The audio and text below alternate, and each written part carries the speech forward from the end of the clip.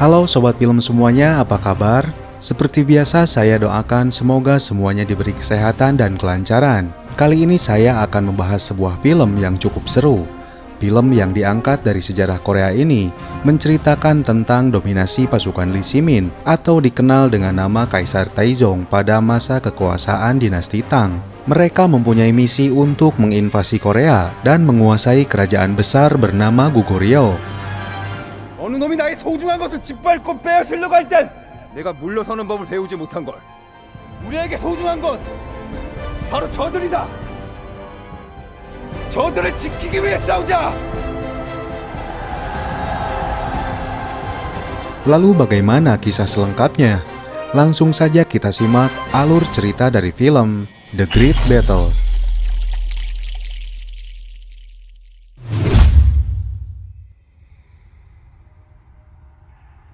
그가 20만의 군대를 앞세워 고구려를 공격해 들어왔다. 전쟁의 신이라 불리는 당나라 황제 이세민. 그러자 고구려의 대망리지 연개 소문은 계모성, 비사성, 요동성. Berlatar pada tahun 654 Masehi, di mana saat itu Kekaisaran Tang menguasai Tiongkok. Atas situasi tersebut, mereka mengirim pasukan di bawah pimpinan Kaisar Taizong demi untuk menginvasi Korea dan menaklukkan sebuah kerajaan bernama Goguryeo.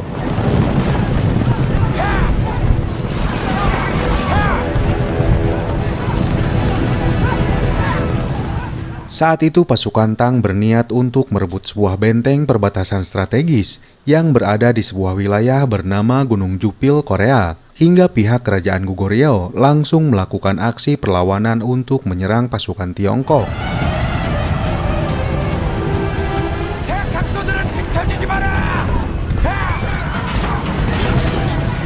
Pasukan Goguryeo mempunyai kekuatan sebesar 150.000 pasukan di bawah kendali langsung dari seorang jenderal bernama Yeon. Walaupun mereka harus nekat melawan 200.000 pasukan Tang di bawah komando Kaisar Taizong.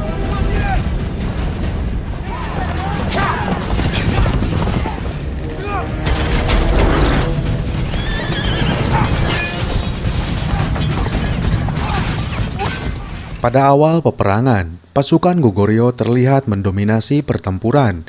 Pasukan berkuda mereka mampu menerobos barisan pertahanan para archeri atau pemanah, hingga mampu menembus pasukan infanteri musuh.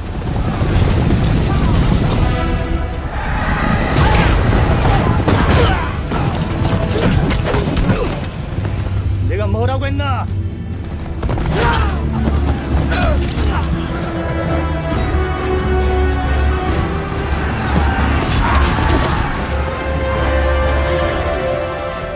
Dalam situasi tertekan, penasihat Kaisar Taizong sempat memberi saran untuk menarik mundur pasukannya. Namun Kaisar Taizong tetap tenang dan percaya bahwa pasukannya mampu bertahan.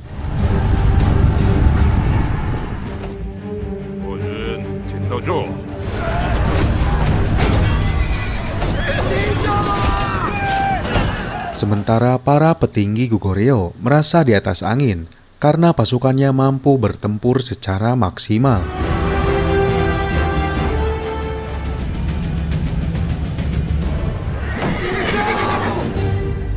Hingga saat itu pula, Kaisar Taizong ternyata sudah merencanakan situasi pertempuran ini. Kemudian pasukan berkuda muncul dari kedua sisi untuk mengepung dan menyerang pasukan Goguryeo tanpa ampun. 함정입니다. 이세민이 군사를 숨겼습니다. 저기 뒤에서 공격해온다.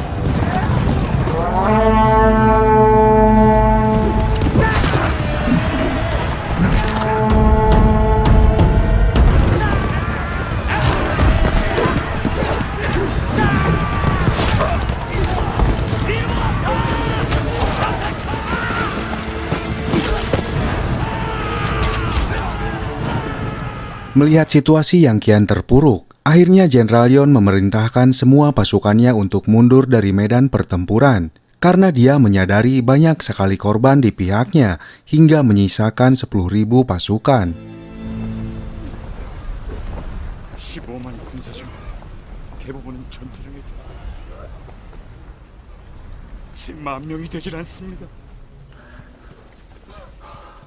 Atas kemenangan itu, pihak Tiongkok berhasil menahan seorang wanita bernama Simi. Dia merupakan seorang peramal sejak zaman mendiang Raja Jumong, yaitu pendiri kerajaan Goguryeo. Dari sana pula, Kaisar Taizong merencanakan misi selanjutnya untuk merebut salah satu benteng bernama Ansi yang menjadi penghalang satu-satunya untuk bisa menginvasi ibu kota.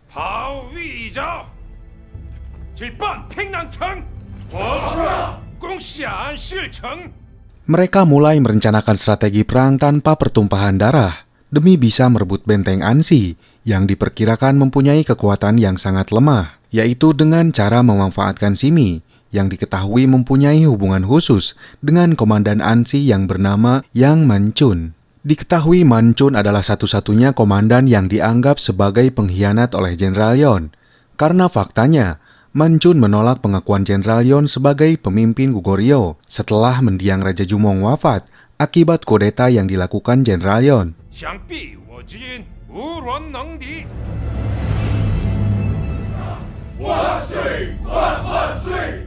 Atas informasi itu, di tempat lain Jenderal Yon memanggil seseorang bernama Sumol. Dia adalah seorang kadet akademi militer yang masih menjalani masa pendidikan. Malam itu Jenderal Yon memberinya sebuah misi penting, yaitu menyuruhnya menyusup ke benteng Ansi dan melakukan pembunuhan terhadap Komandan Manchun. Jenderal Yon memilih Sumol melakukan misi itu dikarenakan dia masih merupakan warga Ansi sebelum dia pindah ke ibu kota untuk menjalani pelatihan militer. Dan atas doktrin yang diberikan, akhirnya Sumol bersedia melakukannya karena saat ini dia meyakini bahwa Komandan Manchun memang pengkhianat.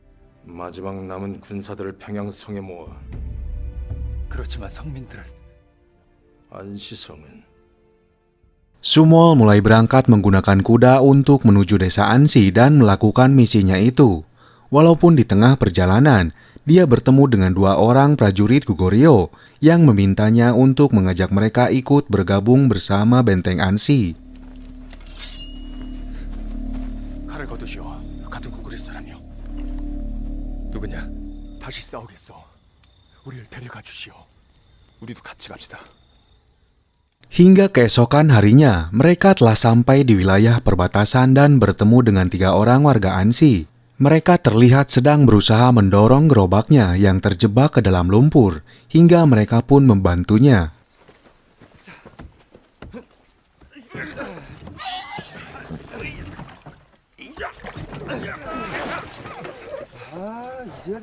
Tanpa disangka, ternyata salah satu dari mereka mengaku bahwa dialah komandan Ansi yang bernama Yang Manchun. Tapi saat itu pula, Manchun dan kaki tangannya yang bernama Chu merasakan keanehan dan mengira mereka adalah mata-mata pasukan Tang. 이상한데요? 우리 고구려 군사들은 전쟁 났을 때 근데 뭐 여긴 뭐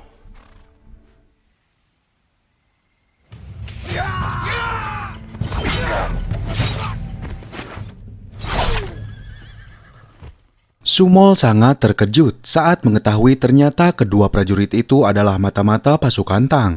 Walaupun saat itu dia bisa meyakinkan Komandan Manchun bahwa dia adalah warga Ansi dari keturunan suku Elbul. Hingga saat kaki tangannya berniat untuk membunuhnya, sontak Komandan Manchun melarangnya dan menyuruh untuk membawanya ke benteng Ansi. Terlebih Manchun mengira bahwa Sumol masih dianggap anak-anak.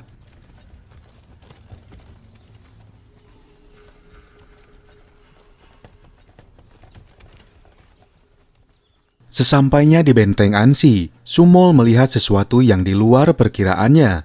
Dia melihat Komandan Manchun ternyata adalah seorang yang bijaksana dan dicintai seluruh rakyatnya. Walaupun dalam pikirannya, dia masih terus dibayangi oleh sebuah misi untuk bisa membunuhnya. Pada malam harinya, Sumol menemui Komandan Manchun. Mereka membahas informasi rencana pasukan Tang untuk menyerang benteng itu. Kemudian dia menyatakan untuk bersedia bergabung bersama benteng Ansi. 안시성과 운명을 함께하고 싶습니다. Saat itu pula, dia dipertemukan dengan keluarga satu sukunya, hingga membuat para petinggi Ansi semakin yakin bahwa Sumol bukanlah ancaman. Manchun juga mengenalkannya kepada para perwira pasukan Ansi, yang bernama Pong sebagai pemimpin pasukan pedang, dan Hwalbo sebagai pemimpin pasukan kapak. 그렇다면 대장기를 들고 내 앞에 서라. 그렇습니다. 너도 안시 성민이니 성주, 감사합니다, 성주. Setelah pertemuan itu, Sumol kembali dibayangi oleh perintah Jenderal Yon untuk menyelesaikan misinya demi bisa membunuh Komandan Mancun. Tapi di malam itu pula, dia kembali mengurungkan niatnya saat sekali lagi dia melihat Komandan Mancun sebagai sosok yang jauh dari sifat jahat.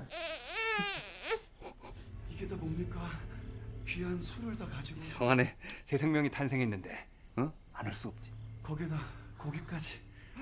그 아이의 이름은 지었나? Keesokan harinya, di pagi itu Komandan Mancun bersama pasukannya segera melakukan persiapan untuk menghadapi informasi serangan yang akan dilakukan pasukan Tang. Mereka memasang pagar tombak dan membangun tembok benteng menggunakan tanah liat serta lumpur untuk memperkokoh struktur benteng itu sendiri. 성주가 없는 안시성 그 자체로 생각하고 있지. 안시성이 아니다. Tapi pekerjaan mereka terganggu saat Komandan Mancun menyadari salah seorang perwiranya tak hadir dalam kegiatan itu dan dia pun menyusulnya. Perwira itu bernama Paso. Dia adalah pemimpin pasukan kuda yang ternyata terlibat percintaan dengan adik perempuannya sendiri yang bernama Baika. Komandan Mancun sangat melarang keras hubungan mereka sebelum berakhirnya peperangan karena dia mengkhawatirkan bahwa pernikahan mereka akan dipisahkan oleh maut saat pertempuran terjadi suatu hari nanti.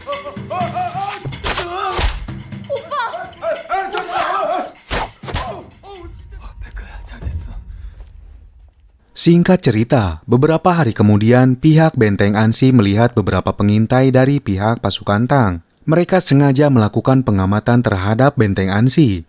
Komandan Mancun juga memperingatkan bahwa itu adalah pertanda Kaisar Taizong sudah berada dekat dengan benteng mereka. 돌고린 적구대다. Saat itu pula, Komandan Mancun memerintahkan seluruh pasukannya untuk bersiaga dalam posisi bertahan. Sementara beliau mempersiapkan diri untuk menghadapi serangan itu. Sumol yang sebelumnya diberikan tugas untuk memegang bendera saat itu merasa sangat terkejut saat Komandan Mancun menyuruh Sumol mencukur janggutnya menggunakan belati. Sumol langsung merasakan perasaan bimbang. Di sisi lain itu merupakan kesempatan emas untuk bisa membunuh komandan. Tapi di sisi lain hati kecilnya tak kuasa. Terlebih saat ini Ansi sedang dalam keadaan darurat dan membutuhkan sosoknya.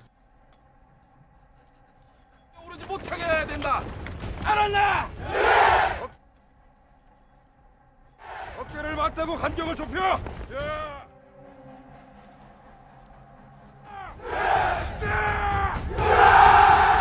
Walaupun sebetulnya Komandan Mancun telah mengetahui niat Sumol yang telah disuruh oleh Jenderal Yon untuk membunuhnya, tapi dia seakan mempercayai Sumol bahwa dia tak mungkin tega melakukan itu. 준비됐습니다. 괜찮으신 겁니까? 괜찮다. Akhirnya dari kejauhan terlihat pasukan Tang bergerak mendekati benteng Ansi, dan yang paling mengejutkan, Kaisar Taizong ternyata menggunakan kekuatan penuh dengan membawa 200.000 pasukan. Sementara semua menyadari bahwa di pihak Ansi hanya memiliki sekitar 5.000 pasukan.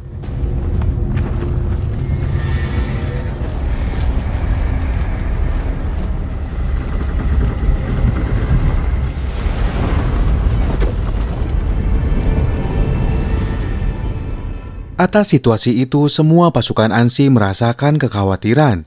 Namun saat itu pula, Komandan Mancun berusaha untuk meyakinkan pasukannya supaya bisa berjuang sekuat tenaga demi bisa mempertahankan dan melindungi keluarga mereka. 목숨을 걸고 싸워야 한다! 어느 놈이 나의 소중한 것을 짓밟고 빼앗으려고 할 땐 항복이란 걸 배우지 못했다! 싸우자! 저들을 지키기 위해 싸우자!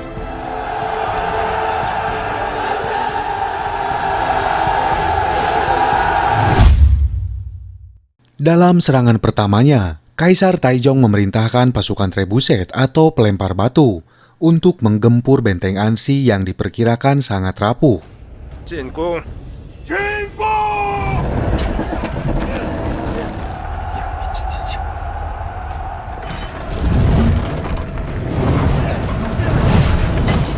Tapi dalam pelaksanaannya, Ternyata benteng itu mempunyai struktur yang sangat kuat karena menggunakan perekat tanah liat dan lumpur.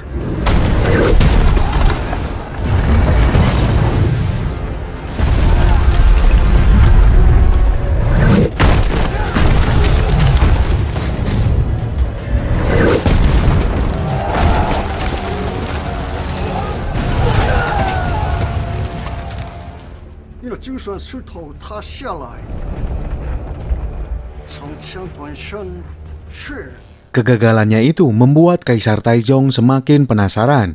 Dengan didukung pasukan panah, lalu dia memerintahkan pasukan infanterinya untuk maju supaya bisa memanjat benteng itu. Hal itu sempat membuat pihak Ansi kewalahan, karena dengan jumlah yang sangat banyak, pasukan Tang mampu memanjat benteng itu.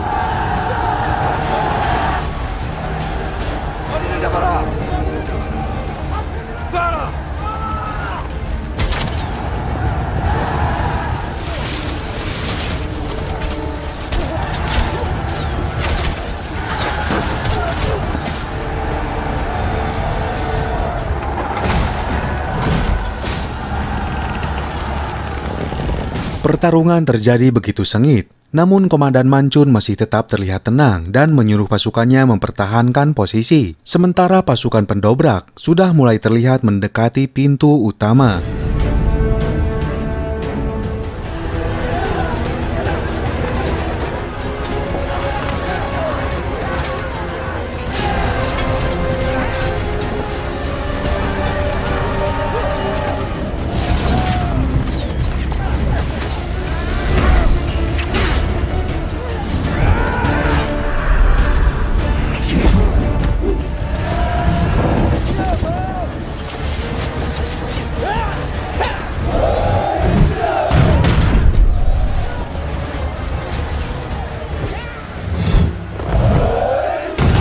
Di saat-saat krusial itu, Komandan Mancun langsung memerintahkan pasukan kuda yang dipimpin oleh Paso untuk menggempur infanteri yang berhasil masuk ke dalam benteng. Sementara Baekha bersama pasukan crossbow-nya diperintahkan untuk membunuh pasukan Tang yang sudah tak berdaya dari jarak jauh.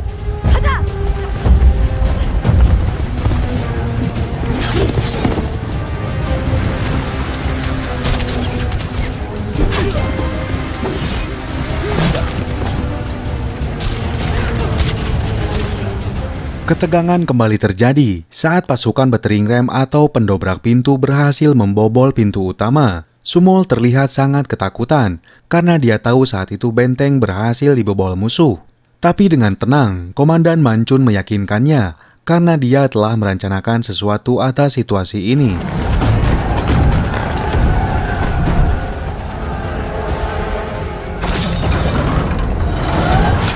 Ternyata itu adalah taktik penjebakan. Komandan Mancun dan pasukannya telah mempersiapkan pagar tombak untuk menjebak semua infanteri yang berhasil masuk. Hingga dengan mudahnya, mereka dihabisi tanpa kesulitan.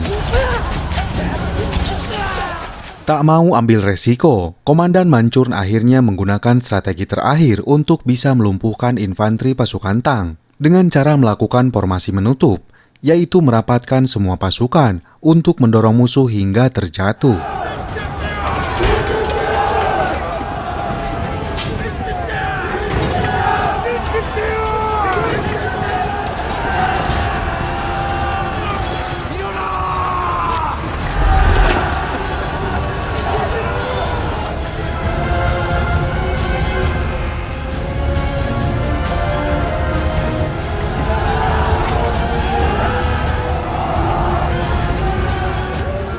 Dan yang terakhir, Komandan Mancun memerintahkan pasukan balista atau tombak pemanah balistik untuk menyerang semua menara pemanjat. Tombak itu sengaja diikatkan dengan tali supaya menara itu bisa ditarik sampai akhirnya terjatuh.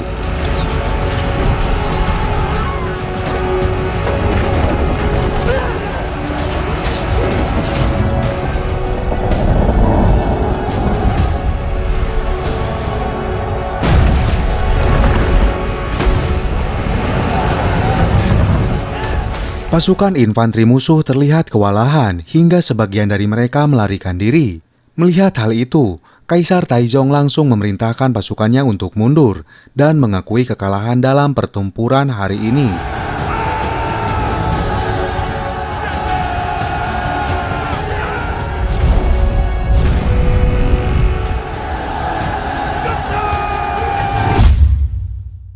Pada malam harinya, para penduduk memunguti panah-panah yang masih menempel pada mayat musuh untuk bisa digunakan kembali. Sementara semua prajurit merayakan kemenangan itu dengan makan bersama untuk sekedar memulihkan tenaga. 아이고야.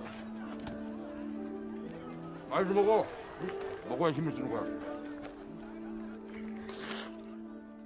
Walaupun saat itu pula, Sumol kembali dihantui oleh perintah Jenderal Yon, seakan dia harus segera membunuh Komandan Mancun. Hingga keesokan harinya, di malam itu Sumol benar-benar nekat untuk berniat membunuh Komandan Mancun. Dalam situasi genting itu, sempat terjadi kesalahpahaman karena Komandan Mancun yang dianggap berkhianat ternyata justru berniat menyelamatkan kerajaan. Dan saat dia dianggap sebagai pengecut yang tak pernah membantu pasukan Jenderal Yon, saat itu pula dia menjelaskannya kepada Sumol secara rinci, bahwasanya pertempuran melawan pasukan Tang di tanah terbuka itu merupakan bunuh diri, karena pasukan Tang mengandalkan kekuatan jumlah.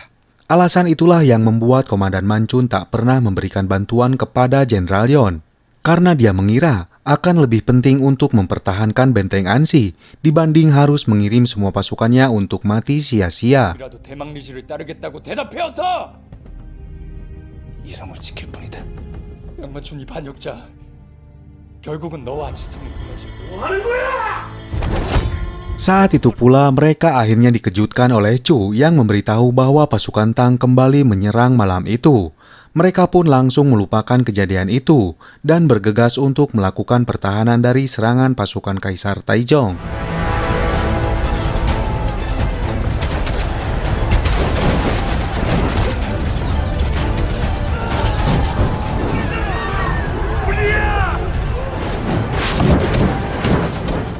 Tapi saat mereka kembali ke medan tempur, betapa terkejutnya saat Komandan Mancun melihat pasukan Tang sudah dalam situasi mendominasi pertempuran. Dia hanya tercengang melihat pasukannya kewalahan digempur oleh musuh. Melihat situasi itu, Sumo langsung meminta Komandan Mancun untuk melakukan tindakan, hingga dia langsung turun tangan masuk ke arena pertempuran dan memerintahkan sebagian pasukannya untuk menyiapkan kantung minyak.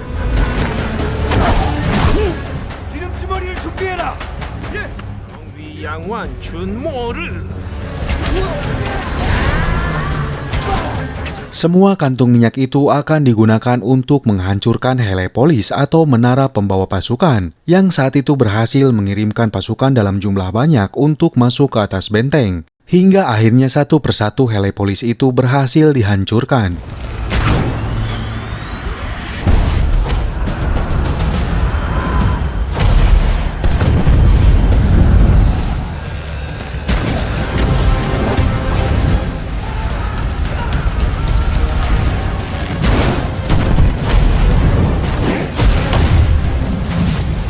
Melihat kejadian itu, Kaisar Taizong kembali tercengang.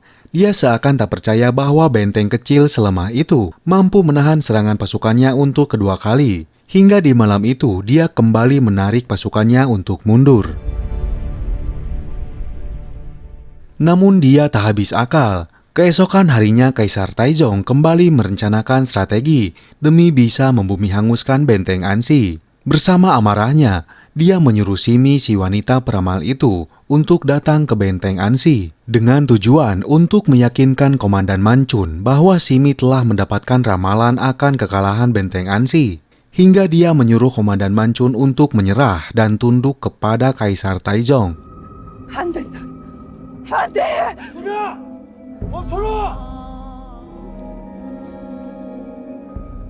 Dia juga sengaja memberikan informasi rencana perang Kaisar Taizong selanjutnya yang akan membangun gunung buatan supaya bisa mendapatkan posisi yang lebih tinggi dari benteng Ansi itu sendiri yang akan memudahkan pasukannya menyerang dari jarak dekat.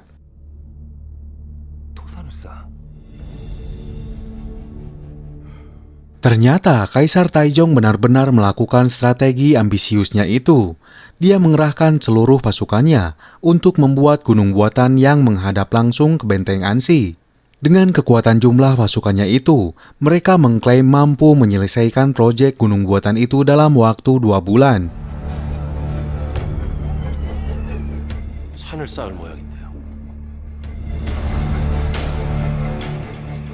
Melihat hal itu, pihak Benteng Ansi mulai merasakan kekhawatiran yang serius. Mereka menyadari bahwa segala upaya yang telah dilakukannya selama ini tak akan mampu menghalau strategi gunung buatan itu. Paso bersama pasukan kudanya berniat untuk membunuh Kaisar Taizong di tendanya secara langsung. Saat itu dia akan memanfaatkan situasi di mana pasukannya sedang sibuk bekerja. Dengan berat hati, akhirnya Komandan Mancun terpaksa memberikan perintah itu. Namun tindakan itu tak seperti apa yang telah direncanakan, karena ternyata pasukan Tang telah mengetahui rencana Paso di malam itu. Dan saat itu pula, dia menyadari bahwa ada mata-mata yang telah menyusup ke dalam benteng Ansi.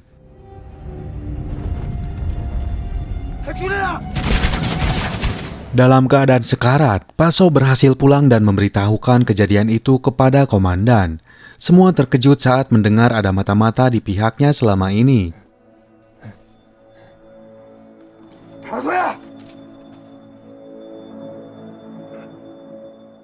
Bersama kesedihannya, Baekha memohon kepada Simi, seorang cenayang yang dianggap berilmu tinggi, untuk bisa mengembalikan roh kekasihnya.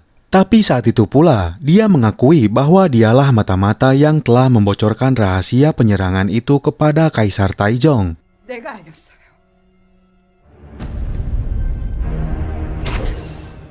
야습 계획을 적어 날렸어요.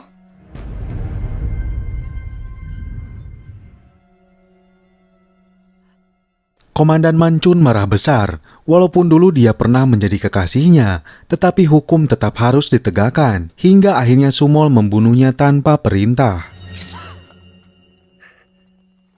Komandan Mancun dikejutkan karena di tempat lain, ternyata Baekha saat itu pergi ke tenda pasukan Tang demi bisa membunuh Kaisar Taizong. Walaupun akhirnya Baekha harus mati karena tak mampu menembus pertahanan pasukan mereka.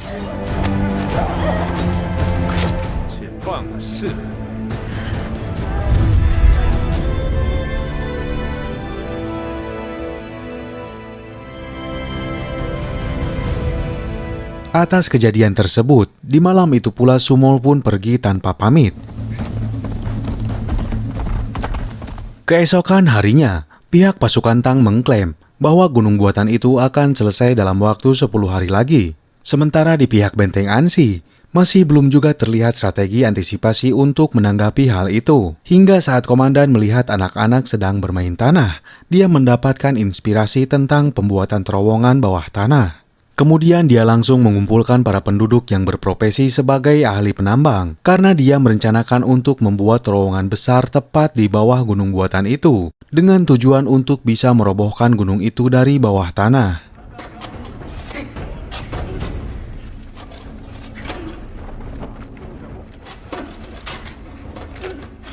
Beberapa hari kemudian, di tempat lain ternyata Sumol saat itu pergi ke istana Goguryeo untuk menemui Jenderal Yon. Dengan beraninya dia memohon jenderal untuk mengerahkan semua pasukannya demi bisa membantu Benteng Ansi. Walaupun saat itu jenderal sangat kecewa karena Sumol mengabaikan misinya dan dianggap sebagai pembelot. 그는 절대 반역자가 아닙니다. 나를 안성에 보낸 것은 너 또한 항명을 하겠다는 것이냐? 그들 또한 고구려 사람이기 때문입니다. Sementara di hari itu pula, pasukan Kaisar Taizong berhasil menyelesaikan gunung buatannya, dan saat itu pula, Kaisar Taizong memerintahkan pasukannya untuk melakukan aksi penyerangan pertama.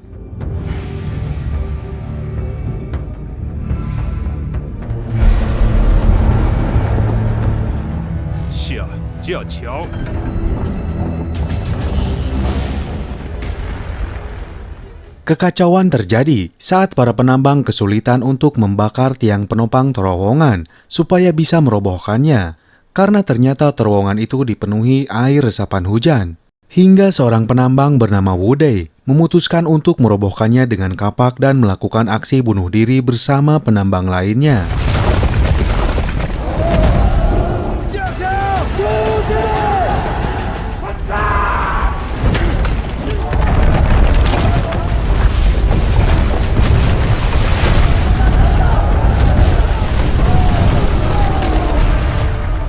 Akhirnya strategi itu berhasil menghancurkan gunung buatan itu.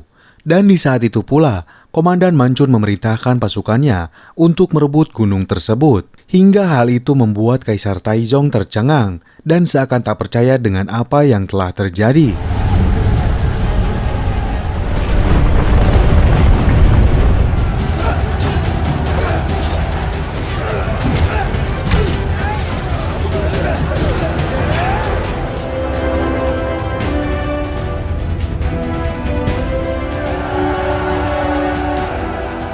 Tanpa pikir panjang, Kaisar Taizong langsung memberikan perintah untuk mengerahkan semua pasukannya demi bisa merebut gunung itu kembali. Hingga pertempuran pun berlangsung dengan sengit.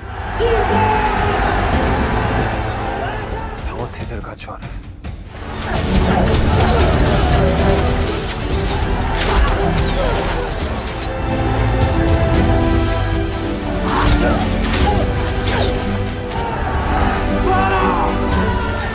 Sementara pasukan Ansi berusaha melakukan pertahanan dengan cara menghujani pasukan musuh menggunakan panah dan roda api. Pertempuran itu berlangsung berhari-hari karena memang jumlah pasukan musuh yang sangat banyak menyulitkan mereka untuk bertahan.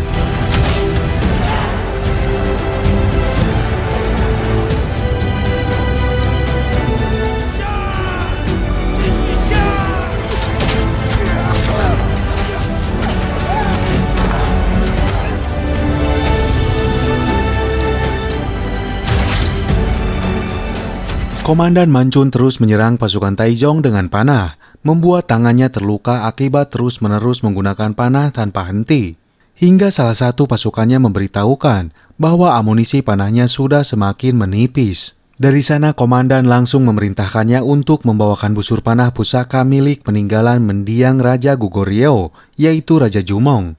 Dia berniat untuk memanah langsung Kaisar Taizong dari kejauhan, walaupun busur itu sangat sulit digunakan, karena hanya Raja Jumong yang mampu menggunakannya.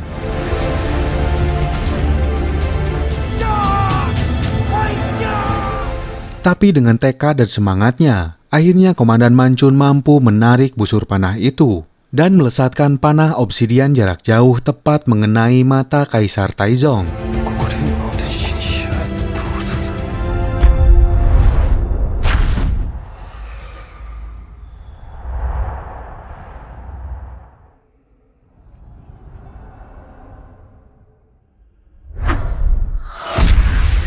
Saat itu pula, dari kejauhan terdengar deru pasukan kuda yang terus mendekat menghampiri mereka, yang ternyata itu adalah pasukan Jenderal Yeon dari Goguryeo.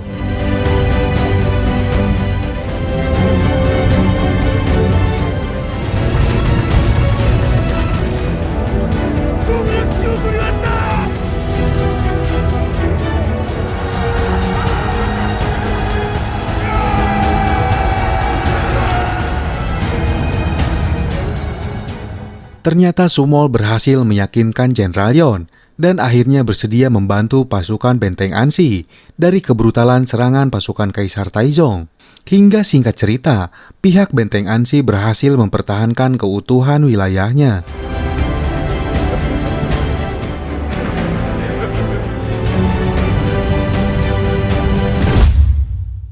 Beberapa waktu kemudian, diceritakan bahwa Kaisar Taizong bersama pasukannya kembali pulang meninggalkan Korea.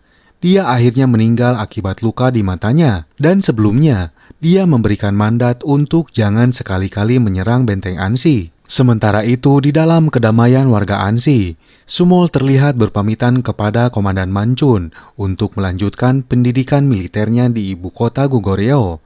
Dan dengan ini pula, film ini akhirnya tamat. Sekian yang bisa kami persembahkan dalam alur film kali ini. Semoga bisa menghibur sobat semuanya. Mohon maaf jika masih banyak kekurangan. Sampai jumpa lagi di kisah berikutnya.